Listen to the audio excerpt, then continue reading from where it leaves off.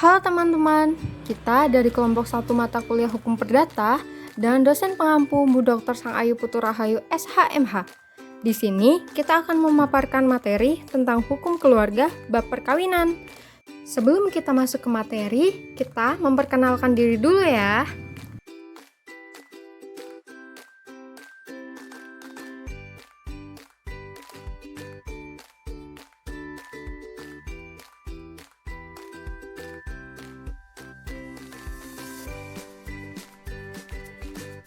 Dalam video ini, kita akan membahas topik-topik berikut.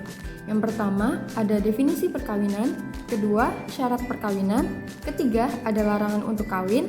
4, perizinan perkawinan. 5, dokumen perkawinan. Keenam, tata cara perkawinan. 7, akibat dan pembatalan perkawinan. Kedelapan, sebab putusnya perkawinan. Dan kesembilan, ada contoh kasus. Untuk materi yang pertama yaitu definisi perkawinan secara umum dan menurut hukum. Perkawinan ialah pertalian yang sah antara seorang laki-laki dan seorang perempuan untuk waktu yang lama. Undang-undang memandang perkawinan hanya dari hubungan keperdataan, demikian pasal 26 BW. Pasal tersebut hendak menyatakan bahwa suatu perkawinan yang sah hanyalah perkawinan yang memenuhi syarat-syarat yang ditetapkan dalam Kitab Undang-Undang Hukum Perdata. Dalam pasal 1, Undang-Undang Perkawinan, pembentuk undang-undang merumuskan perkawinan sebagai ikatan lahir batin antara seorang pria dan seorang wanita sebagai suami istri dengan tujuan membentuk keluarga rumah tangga yang bahagia dan kekal berdasar pada ketuhanan yang Maha Esa. Selanjutnya, syarat sah perkawinan. Yang pertama, kedua pihak harus telah mencapai umur yang ditetapkan dalam undang-undang, yaitu telah mencapai usia 19 tahun baik pria maupun wanita, diatur dalam Undang-Undang Nomor 16 Tahun 2019 tentang perubahan atas Undang-Undang Nomor 1 Tahun 1974 tentang perkawinan. Yang kedua, harus terdapat persetujuan antara kedua pihak menurut pasal 6 ayat 1 tentang perkawinan. Yang ketiga, untuk seorang perempuan yang sudah pernah kawin harus lewat 300 hari dahulu sesudah putusan perkawinan pertama. Yang keempat, tidak ada larangan dalam undang-undang bagi kedua pihak. Yang kelima, kedua pihak mempelai tidak ada hubungan darah atau ketentuan tidak boleh kawin diatur dalam pasal 9 Undang-Undang Republik Indonesia Nomor 1 Tahun 1974. Pembahasan berikutnya adalah larangan untuk kawin. Perkawinan dilarang dalam hubungan dan keadaan tertentu menurut agama atau undang-undang. Misalnya, karena hubungan darah terlalu dekat, lalu karena semenda, lalu adapun telah bercerai 3 kali dan ataupun belum habis masa tunggu. Perizinan kawin. Dalam hal izin diterangkan bahwa kedua orang tua harus memberikan izin atau terdapat kata sepakat antara ayah dan ibu. Jikalau terdapat wali, maka harus terdapat izin dari wali. Apabila orang tua sudah meninggal, maka yang memberikan izin adalah kakek nenek, baik dari pihak ayah maupun ibu. Dokumen perkawinan. Yang pertama, surat kelahiran masing-masing pihak. Yang kedua, pernyataan dari pegawai pencatat sipil tentang adanya izin orang tua. Yang ketiga, proses verbal dari mana ternyata perantara hakim dalam hal perantara ini dibutuhkan.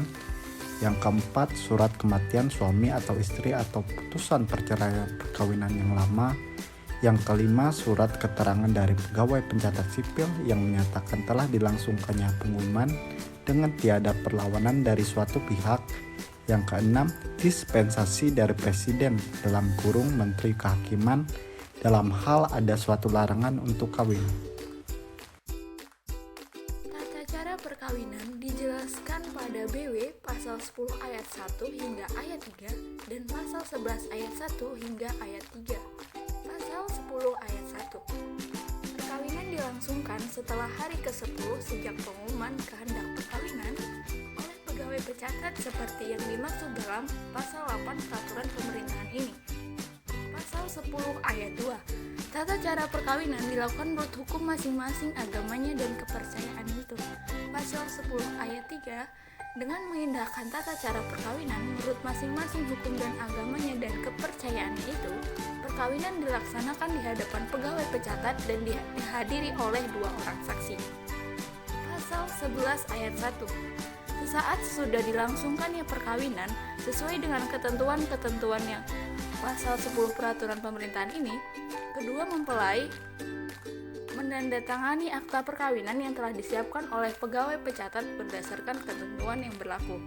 Pasal 11 ayat 2, akta perkawinan yang telah ditandatangani oleh mempelai itu selanjutnya ditandatangani pula oleh kedua saksi dan pegawai pecatat yang menghadiri perkawinan dan bagi yang melangsungkan perkawinan menurut agama Islam. Ditandatangani pula oleh wali nikah atau yang mewakilinya.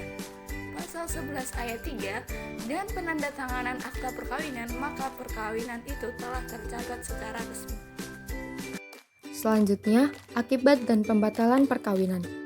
Akibat dari perkawinan ada yang pertama, anak-anak yang lahir dari perkawinan adalah anak yang sah. Kedua, suami menjadi waris dari si istri dan begitu pula sebaliknya, apabila salah satu meninggal di dalam perkawinan. Ketiga, oleh undang-undang dilarang jual beli antara suami dan istri. 4. Perjanjian perburuhan antara suami dan istri tidak diperbolehkan. 5. Pemberian benda-benda atas nama tak diperbolehkan antara suami istri. 6. Suami tak diperbolehkan menjadi saksi di dalam suatu perkara istrinya dan sebaliknya. 7. Suami tak dapat dituntut mengenai beberapa kejahatan terhadap istrinya dan begitu pula sebaliknya, misalnya pencurian. Kemudian ada pembatalan perkawinan. Mengenai pembatalan perkawinan harus dilakukan melalui pengadilan agama bagi yang beragama Islam dan melalui pengadilan negeri bagi yang beragama non-Islam. Pembatalan perkawinan dapat dilakukan dengan gugatan yang disampaikan kepada ketua pengadilan yang berwenang. Gugatan dapat diajukan dengan alasan misalnya karena hubungan darah terlalu dekat, semenda, atau telah bercerai talak 3. Pihak yang dapat mengajukan gugatan pembatalan adalah pihak keluarga mempelai atau pihak kejaksaan karena perkawinan itu melanggar undang-undang ketertiban umum atau kesusilaan. Yang selanjutnya yaitu sebab putusnya perkawinan.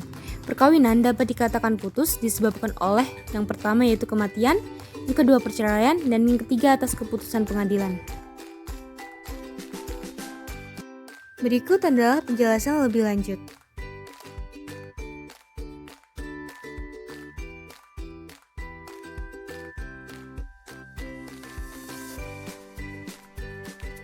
Kemudian ada contoh kasus dari pembahasan kita kali ini. Berikut adalah kronologinya. Korelasi kasus tersebut dalam pembahasan.